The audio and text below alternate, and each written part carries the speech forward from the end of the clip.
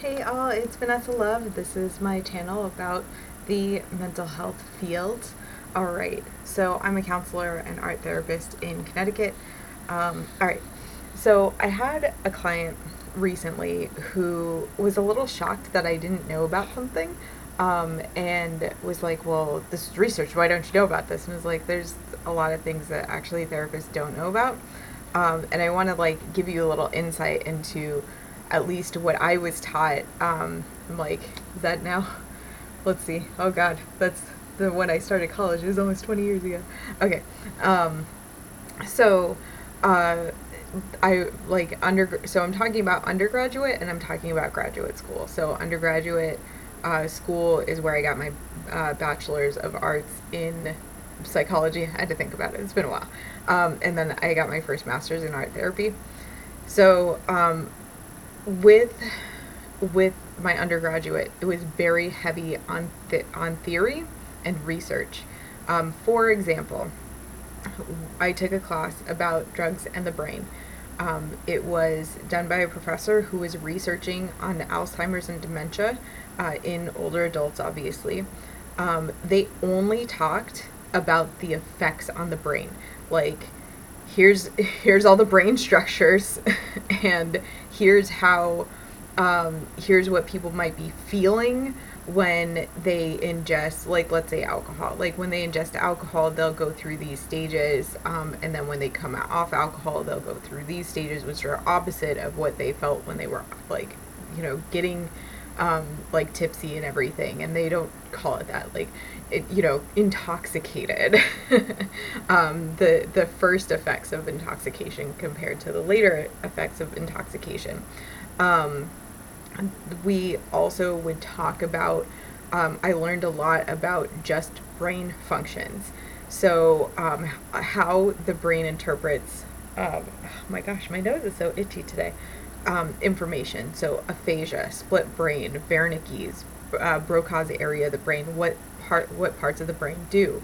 And then they go, like, I had to learn about the blood-brain barrier, neurons, Schwann cells, dendrites, axons, and all of the information in the gaps, which are nanometers. Like, yeah, it's pretty crazy. Like, I have to know all of that. They also really, as I said, like, they emphasized research. I have taken statistics class now. I took it in high school. I took it in undergrad, I took it in grad school, and I took it in my second grad school. I have taken that 5 times. I do not use it in private practice. I get that, like, especially for a bachelor's degree, they want you to have all the information so that you can go into other things like marketing. That, like, if you learn color theory and how that is interpreted in the brain, like, if you can, like, talk about psychology and psychology of color if you become, like, a marketing consultant. Like, they want you to, like, be able to go to a lot of different types of jobs. They don't want you to only become a private practice therapist. So that's why, like, there's all of this, like, other random stuff in there. So patient interaction did not come, and they didn't even talk about whatchamacallit, they didn't even talk about, like, how to treat patients. They just talked about theory. So theories such as, well, they went all the way back to the Greeks. So here's all the stuff. Greeks, Freud, Jung. Let's see, Adler, Maslow, Anna Freud. And then, like, they would have a little bit part of the back of the book where they would talk about, like, some of the new theories like CBT, but mostly they would talk about all of these things. And then, like, in the next class, they talk about Adler, Maslow, and Freud, and not so much Jung if it was a developmental class, or, like, I've taken developmental across the lifetime. And just basically they talk about, like, okay, so when you're 6, this is, like, typical behavior, and then when you're, I've taken this class twice now, so I'm like, and then when you're older, like, end of life stuff and legacy, and if you've had kids, and if you've been able to maintain a relationship and that type of stuff. So again, like theory, right? And a lot on the brain. I can tell you about wax plaques and all of that stuff, and like the amygdala and the prefrontal cortex and those type of things, all from my school.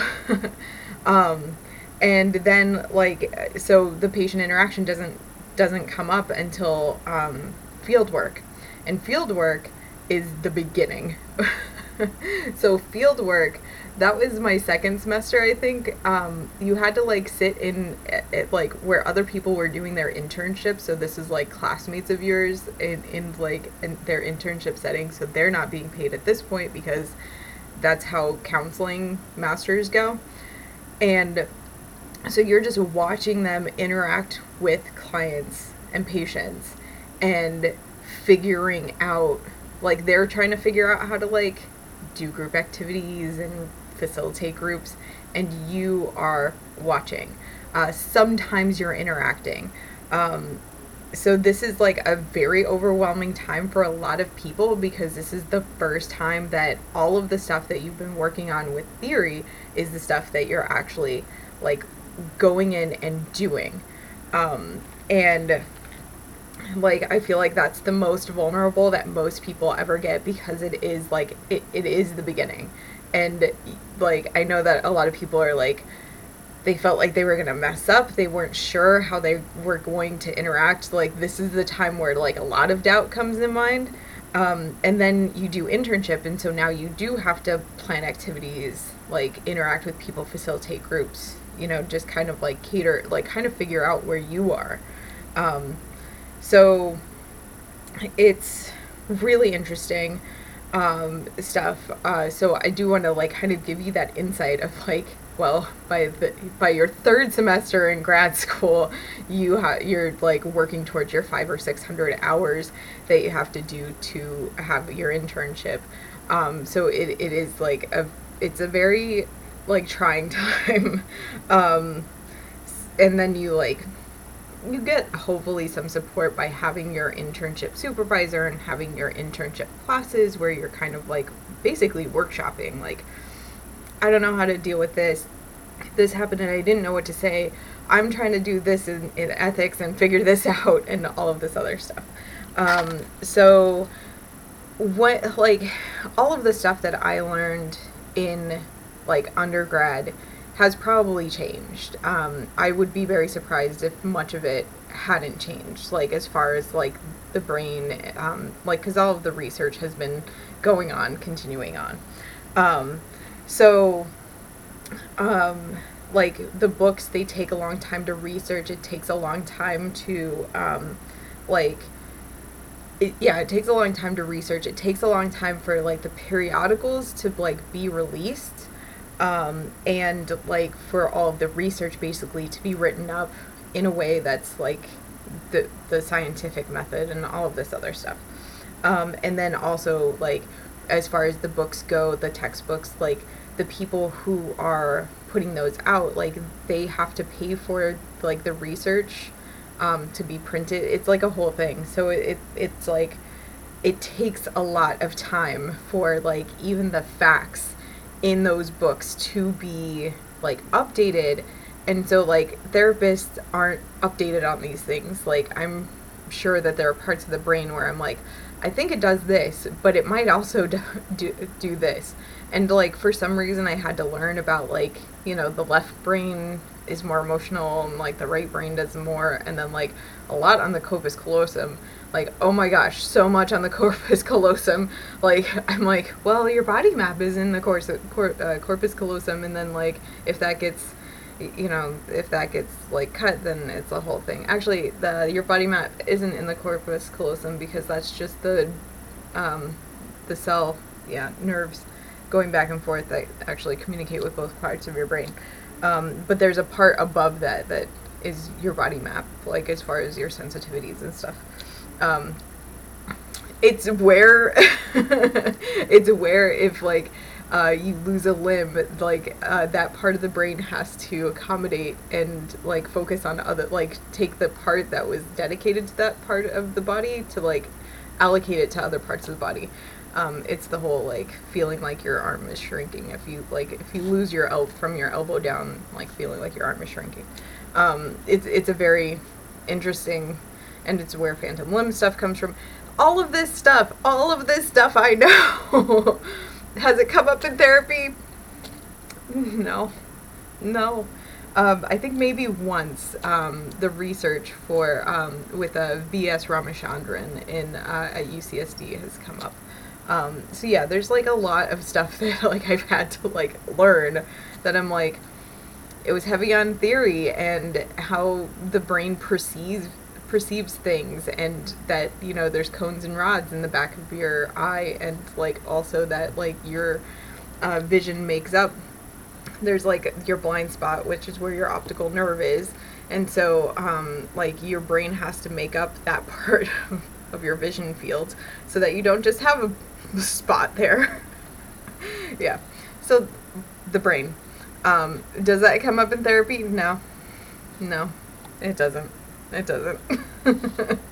also had to take things like oceanography, which don't relate either to therapy. It's a lot of stuff. You just have to, when it comes up sometimes with my clients who are a little resistant to going to college, I'm like, well, supposedly the end justifies the means, but also like, you got to take a lot of classes just to like get your requirements done, and some of those classes don't relate. I know that in grad school I had a couple of tough classes, and then like I just had like tough teachers who were like, you're gonna have to know this, and then I'm like, no, I don't. Yeah, the things that they could have taught me, like about like marketing, which I use every day of like my career, I didn't learn from school. I had to learn after I went to school, and I had that time between like me starting the private practice and my practice taking off, that I needed that time to like research how to do all of these, like run a website and what SEOs are, and marketing back then anyway, and now it's completely different. Yeah, it's so crazy, but yeah, it like for me it's totally rewarding. I'm glad that I had all that experience, but I'm also like, yeah, I mean, there was just some stuff that it's like I wish I didn't have to experience that just to get to where I am. But